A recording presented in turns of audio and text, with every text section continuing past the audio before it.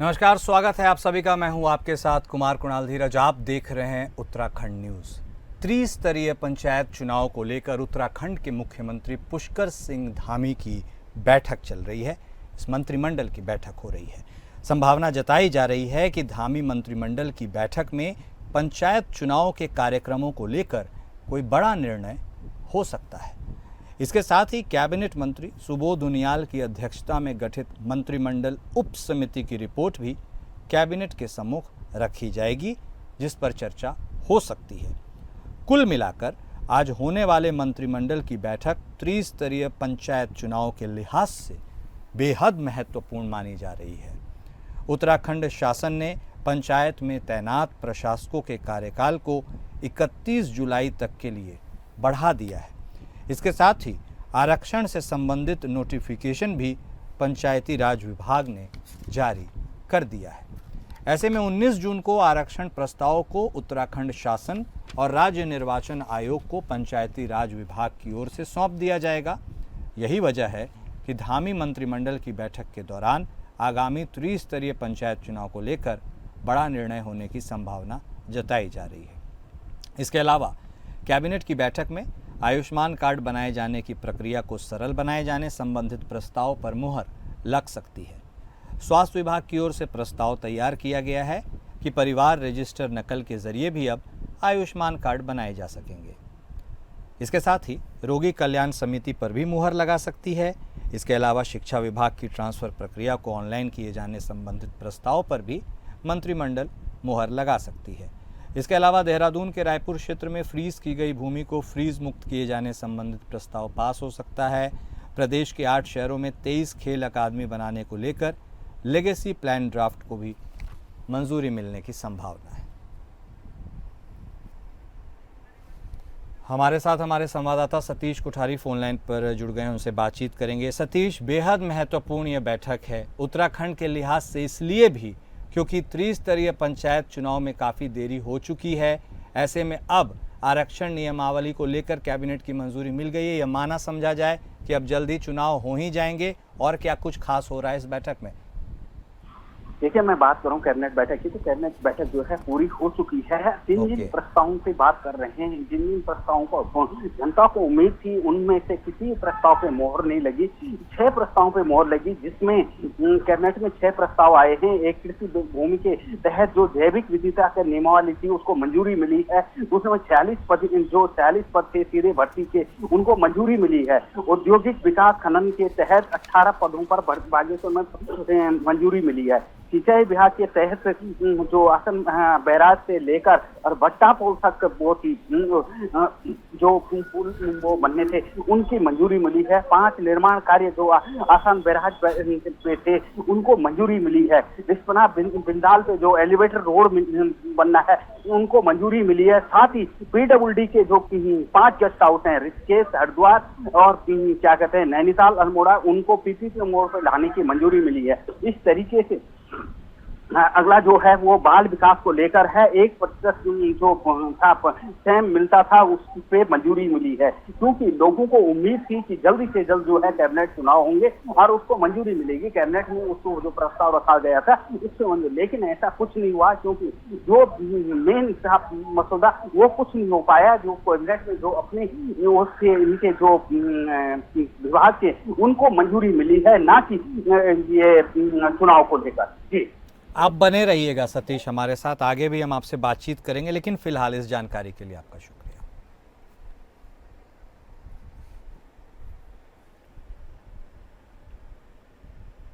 उत्तराखंड के मुख्यमंत्री पुष्कर सिंह धामी ने कहा है कि उत्तराखंड के विकास की चर्चा देश में जोर पकड़ रही है।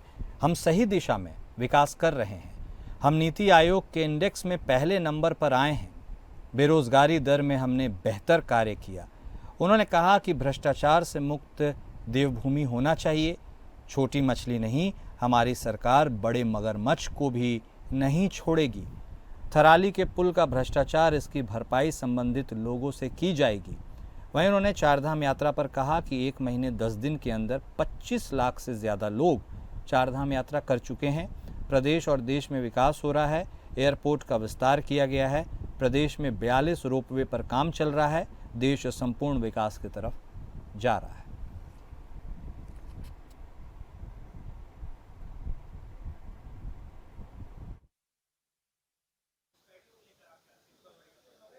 नहीं देखिए, देश के अंदर आतंकवाद हो, नक्सलवाद हो, ये घुसपैठ हो, इस पर पूरी तरह से लगाम लगी है, पूरी तरफ से हुआ है। और हमने राज्य के अंदर भी इसके लिए वेरिफिकेशन ड्राइव चलाई है। और आज जितने भी हमारे जो नए निर्माण हो रहे हैं, नए निर्माण के बाद इस प्रकार की घुसपैठ किसी न किसी रूप में हो रही है, उसकी सख्त पहचान करने के भी हम लगातार चिन्हीकरण की प्रक्रिया भी कर रहे हैं। हमारे जिलाधिकारी, हमारे पुलिस के लोग, जिलों के लोग सभी इस काम में लगे हैं। और हमने पिछले दिनों ये भी कहा था कि जहाँ पर राशन कार्ड गलत बन गए हैं, बिजली के कनेक्शन गलत तरीके से दे दिए हैं, आधार कार्ड बना दिए हैं, उन सब के खिलाफ भी कार्रवाई होगी। और सब काम चल रहा है। और ये तो हर तरह से भारत की जो आंतरिक शक्ति है वो भी बढ़ी है, भारत मजबूत हुआ है, देश के अंदर एकता अखंडता बढ़ी है, देश के अंदर तमाम प्रकार की विक्रमकारी शक्तियाँ हैं वो हतोत्साहित हुई। धन्यवाद। सरकार ने एक बार फिर से पंचायत में प्रशासकों का कार्यकाल बढ़ा दिया है, जिसको लेकर कांग्रेस प्रदेश सरकार पर हमलावर हो गई है। कांग्रेस के पूर्व प्रदेश अध्यक्ष गणेश गोदियाल ने कहा कि यह सरकार निरंकुश हो गई है और जिस तरह से सरकार द्वारा लगातार पंचायत में प्रशासकों का कार्यकाल बढ़ाने का काम किया जा रहा है, इससे साफ होता है कि सरकार की चुनाव करवाने की कोई मंशा नहीं है। उन्होंने कहा कि जिस तरह से सरकार लगातार पंचायत चुनाव को आगे बढ़ाने में लगी है, सरकार वर्तमान में पंचायत का चुनाव करवाने से डर रही है, क्योंकि सरकार को हार का डर है। उन्होंने कहा कि वर्तमान की प्रदेश सरकार भ्रष्टाचार में डूबी हुई है। उन्होंने यह भी कहा कि मुख्यमंत्री धामी खुद कहते हैं कि सरकार चुनाव करवाने के लिए तैयार है, मगर इसके बावजूद जब प्रशासकों का कार्यकाल लगातार आगे बढ़ रहा है तो इससे साफ हो गया है कि प्रदेश सरकार की मंशा समय पर चुनाव करवाने की नहीं है। लगातार चुनाव करवाने से सरकार बच रही है, क्योंकि सरकार को खुद हार से डर लग रहा है।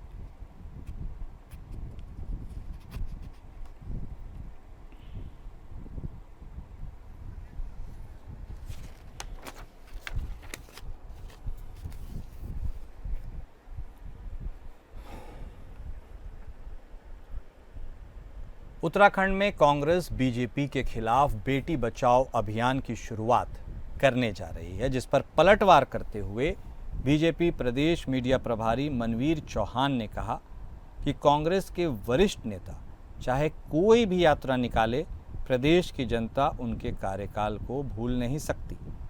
उन्होंने कहा कि कांग्रेस सरकार के समय जिस तरह जनता को लूटने खसोटने का काम किया गया है, कांग्रेस को पश्चाताप की यात्रा निकालनी चाहिए।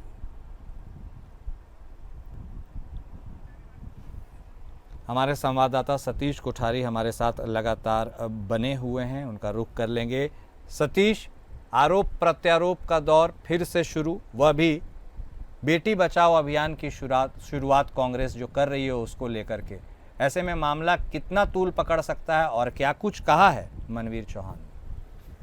देखो, मैं बात करूं भाई, जो लगातार जो है भाजपा में जिस तरीके से कांग्रेस कह रही है कि भाजपा से बेटी बचाओ, पहले ये था कि संविधान बचाओ, अब भाजपा कांग्रेस जो है लगातार बेटी बचाओ पे जनसभाएं करने जा रही है। जिस तरीके से महिला उत्पीड़न लगातार हो रहा है, जिस तरीके से मैं बात करूं, हर खास करके भाजपा के जो नेता है उन पे आरोप लग रहे हैं लगातार उत्पीड़न के मामले में, तो उसपे जो कांग्रेस लगातार कह रही है कि भाजपा से तो बेटी बचाओ, उसी को लेकर पलटवार करते हुए मनवीर चौहान का कहना है कि ये कांग्रेस जो है सत्ताधीन हो चुकी है, क्योंकि उनके पास अब कुछ करने के लिए रह नहीं गया।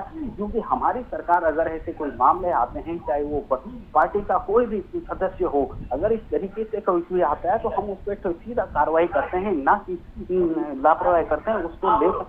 उसको लेकर लगातार जो है हमारी सरकार प्रतिबद्ध है, क्योंकि जिस तरीके से उत्पीड़न होते हैं, अगर कोई भी कार्रवाई होगी, कोई भी मामला जब सरकार के सामने आता है तो तुरंत कोई एक्शन लिया जाता है, ना कि कोई लापरवाही होती है। तो कांग्रेस जो है मुद्दा विहीन पार्टी है, तो उस पर लगातार जो है भाजपा हमला कर रही है कि इस तरीके की बयानबाजी कांग्रेस न करे। जी ठीक है, आप बने रहिएगा सतीश, हमारे साथ आगे भी बातचीत करेंगे। फिलहाल शुक्रिया आपका।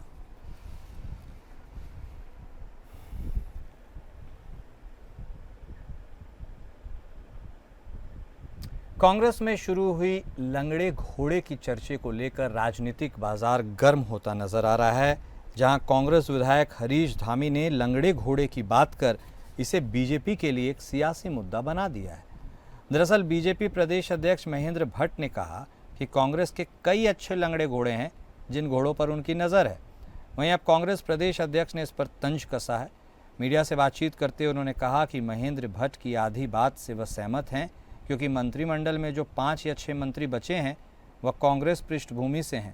साथ ही उन्होंने कहा कि जो व्यक्ति गोबर गौमूत्र से ऊपर नहीं उठा, जिसके विधायक रहते पूरा जोशीमठ बर्बाद हो गया, जहां करंट लगने से कई मजदूरों की मौत हो गई लेकिन अभी तक जांच रिपोर्ट और कार्रवाई नहीं हुई, वह व्यक्ति राज्यसभा जा रहे हैं क्योंकि वहां रेस के घोड़े ही नहीं हैं और ऐसे में बीजेपी को महेंद्र भट्ट जैसे लोगों से काम चलाना पड़ रहा है।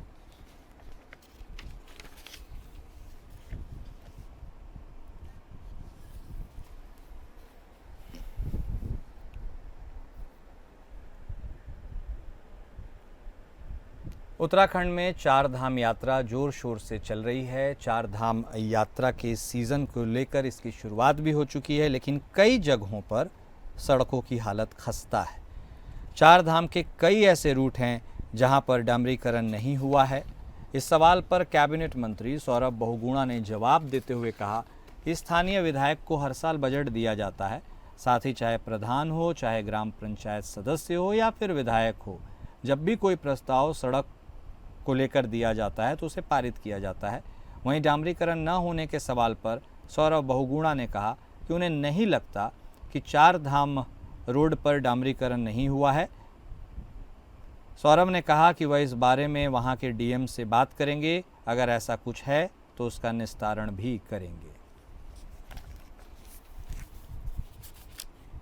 नहीं, देखिए वहाँ पे हमारे 2 विधायक हैं, विधायिका हैं और हमारे उत्तराखंड के विधायक हैं।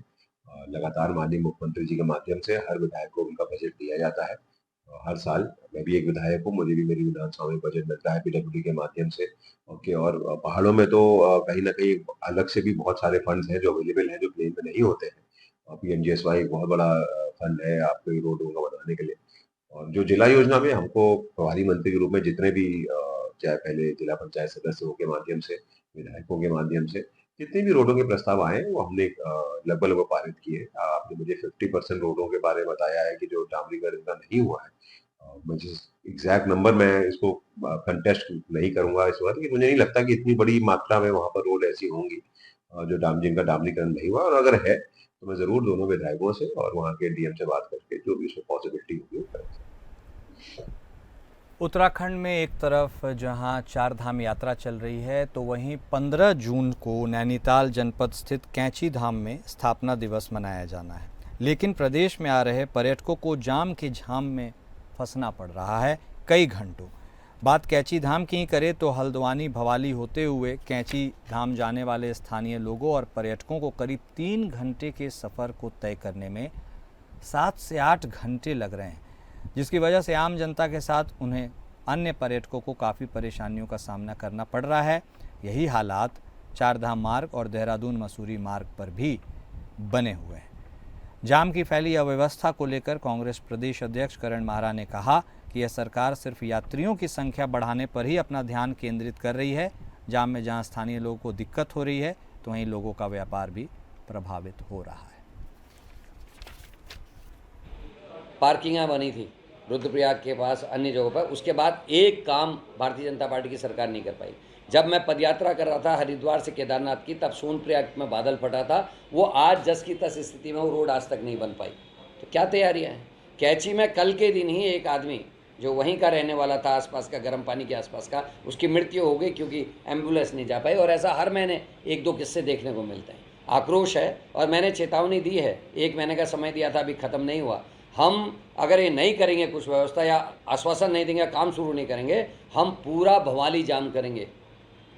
और उससे भी नहीं चेतेंगे तो हम कमिश्नरी का घेराव करेंगे। उससे भी नहीं चेतेंगे, मैं पूरे गढ़वाल और कुमाऊं मंडल के लोगों को बुलाकर मैं मुख्यमंत्री के घर में भोजन करूंगा। हमारे साथ हमारे संवाददाता सतीश कोठारी लगातार बने हुए हैं। सतीश, एक तरफ तो उत्तराखंड सरकार ये बात कह रही है कि लोगों को जाम से निजात देने के लिए हाईवेज बनाए जा रहे हैं, एलिवेटेड रोड बनाए जा रहे हैं, तैयारी की जा रही है, लेकिन दूसरी तरफ यह जो नज़ारा है, इसके बारे में क्या कुछ कहना है? लोगों को कितनी परेशानी, दिक्कत है और करण माहरा की बात में कितना सच है? देखिए, मैं बात करूँ तो जो उत्तराखंड की स्थिति इस समय बनी हुई है जाम को लेकर, इस समय जबकि पर्यटक वो वाला नहीं है जो पिछले साल था, अब थोड़ा पर्यटक बढ़ा है। और कैंची धाम की बात करूं मैं तो कैंची धाम में अभी तक प्रॉपर तरीके से पार्किंग स्थल तक नहीं है। इस तरीके की वहां व्यवस्था हुई। आपने केदारनाथ रोड पे गए होंगे, जो पिछले साल बादल फटा था और उसमें जो रोड खराब हुई थी, वहां पे अभी तक डामरीकरण तक नहीं हो रखा है। अभी तक वहां की वो तक नहीं हो रही प्रॉपर तरीके से। अभी तक इतने साल हो गए लेकिन प्रॉपर तरीके से कहीं पार्किंग की व्यवस्था नहीं हो पा रही है। अगर हल्की फुल्की कहीं पार्किंग व्यवस्था है तो वो तुरंत करके जो है उनके टेंडर दिए जाते हैं और पार्किंग शुरू किया जाता है। ये बहुत मुश्किल है, पार्किंग के लिए बहुत मुश्किल है प्रदेश में। और प्रदेश में आज तक प्रॉपर पार्किंग कहीं पे भी नहीं बन पाई है। हल्की फुल्की पार्किंग जो है वो या तो हेमकुंड साहिब में मुहैया है या तो रुद्रप्रयाग में है, लेकिन प्रॉपर पार्किंग कहीं नहीं है। आपने देखा होगा ऋषिकेश से जब आदमी निकलता है, देहरादून से निकलता है, दिल्ली से निकलता है, तो ऋषिकेश से और जो वहाँ आगे निकलता है श्रीनगर के लिए निकल जाता है वहाँ पे जाम की बड़ी व्यवस्था रहती है। वो कैंची धाम में हर जगह की बात है कि जाम जो है इस समय सबसे बड़ी मुसीबत बना हुआ है। एलिवेटेड रोड तो सिर्फ कुछ जगहों पे बनी हुई है, जैसे हरिद्वार ऋषिकेश की बात, मैं दिल्ली देहरादून की बात करूं, ऋषिकेश से देहरादून की बात करूं, तो ये रोडों को गिनते हैं। लेकिन जो मार्केट स्थल के रोड है उनको तो सरकार गिनती नहीं है, क्योंकि मेन जाम जो है उन रोडों पे लगता है। जैसे ऋषिकेश से जब आगे बढ़ते हैं तो आना जाना बहुत मुश्किल हो जाता है, 4-4 घंटे का जाम लगा रहता है। जी बहुत धन्यवाद सतीश आपका हमारे साथ जुड़ने के लिए और जानकारी देने के लिए। विश्व प्रसिद्ध बाबा नीम करोली जी महाराज के कैंची धाम यात्रा को लेकर, मेले को लेकर 15 जून को हर वर्ष स्थापना दिवस मनाया जाता है, जिसमें लाखों की संख्या में पूरे देश से श्रद्धालु पहुंचते हैं। ऐसे में हल्द्वानी से कैंची धाम तक यातायात व्यवस्था और श्रद्धालुओं के लिए ट्रैफिक जाम प्रशासन के लिए सबसे बड़ी चुनौती है। इन्हीं व्यवस्थाओं को देखते हुए जिला प्रशासन ने इस बार कई महत्वपूर्ण निर्णय लिए हैं, जिनमें कैंची धाम दर्शन को आने वाले श्रद्धालुओं को काठगोदाम और हल्द्वानी रोडवेज स्टेशन से शटल सेवा के माध्यम से भेजा जाएगा। इसके अलावा 2 पहिया वाहन भी 15 जून को कैंची धाम तक नहीं जा पाएंगे। Haldwani city magistrate AP Vajpayee ने बताया कि जिला प्रशासन के निर्देश पर 100 वाहनों का इंतजाम कर प्रशासन शटल सेवा चलाएगा। जो हमें निर्देश मिले हैं उसके द्वारा ये कहा गया है कि पूर्व की भांति इस बार भी काठगोदाम रेलवे स्टेशन और हल्द्वानी जो हमारा रोडवेज स्टेशन केमो स्टेशन है वहाँ से मेले के दृष्टिगत शटल सेवाएं चलाई जाएंगी और लगभग इस दोनों स्थानों से 100 बसों का हम लोग व्यवस्था कर रहे हैं। और इसमें एक अलग कलर कोड की भी इस बार निर्देश प्राप्त हुए हैं। और इसमें चूँकि हमारा जो रेलवे एडमिनिस्ट्रेशन है उसके साथ भी समन्वय स्थापित हुआ है। जो फोरनून है उसमें करीब 6 ट्रेन आती हैं, तो जब भी उनके यहाँ पहुँचने का समय होगा उसी के अनुसार वहाँ पर बसों की व्यवस्थाएं सुनिश्चित करने के लिए भी परिवहन विभाग को निर्देश दिए गए हैं। उत्तराखंड शिक्षा महकमे ने प्रदेश के माध्यमिक स्तर के क्लस्टर विद्यालयों में शिक्षा की गुणवत्ता सुधारने और व्यवस्थाओं को सुचारू और मजबूत करने के लिए नई कवायद शुरू की है। विद्यालय शिक्षा में शिक्षा की गुणवत्ता और प्रबंधन को सुधार करने के लिए शिक्षा महानिदेशक ने प्रदेश के 13 जनपदों में केंद्र और राज्य सरकार द्वारा संचालित योजनाओं की समीक्षा के लिए निदेशक और अपर निदेशक स्तर के नोडल अधिकारी नियुक्त किए हैं। यह अधिकारी 7 से 10 जून तक प्रदेश के विद्यालयों में भ्रमण कर माध्यमिक क्लस्टर विद्यालयों में संचालित योजनाओं की प्रगति रिपोर्ट तैयार कर निदेशालय को प्रेषित करेंगे। देखिए, बहुत ही अच्छा और सराहनीय कदम हमारी सरकार इस समय उठा रही है। जो 13 के 13 हमारे जनपद है वहाँ पे निदेशक और उप निदेशकों की तैनाती करी जा रही है। वहाँ पर वो जाएंगे और जाकर पूरी व्यवस्था का जायजा लेंगे।